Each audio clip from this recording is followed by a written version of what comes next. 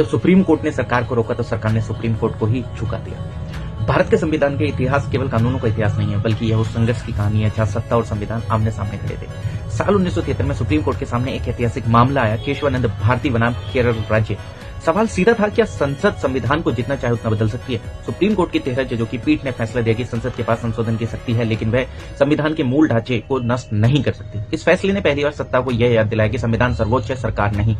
लेकिन इस फैसले की कीमत भी चुकानी पड़ी। केशवानंद केस के तुरंत बाद परंपरा के अनुसार भारत के 3 सबसे वरिष्ठ न्यायाधीश न्यायमूर्ति JM सैलेट, न्यायमूर्ति KS हेगड़े और न्यायमूर्ति AN ग्रोवर, इन तीनों को नजरअंदाज कर दिया गया। इनकी जगह न्यायमूर्ति MN रे को भारत का मुख्य न्यायाधीश बनाया गया, जबकि वे वरिष्ठता में इन तीनों से नीचे थे।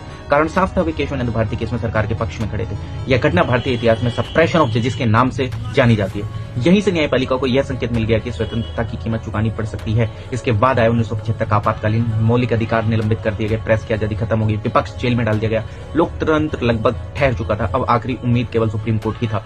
इस दौर में आया कुख्यात मामला ADM जबलपुर वर्सेस शिवकांत शुक्ला। सवाल था, क्या आपातकालीन के दौरान किसी नागरिक का जीवन और व्यक्तिगत स्वतंत्रता का अधिकार भी समाप्त किया जा सकता है?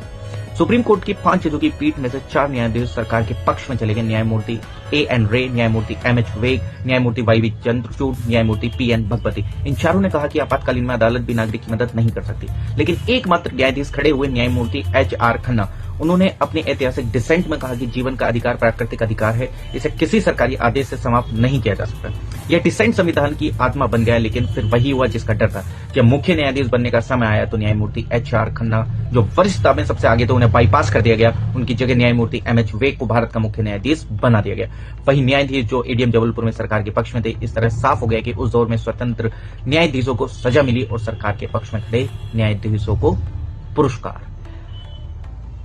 इसलिए कहा जाता है कि केशवानंद भारती केस ने भारत संविधान को बचाने का सिद्धांत दिया और ADM जबलपुर ने दिखाया कि जब न्यायपालिका डर जाए तो वही संविधान असहाय हो जाता है। यह कहानी हमें सिखाती है कि संविधान केवल कागज पर नहीं बल्कि न्यायिक साहस से जीवित रहता है।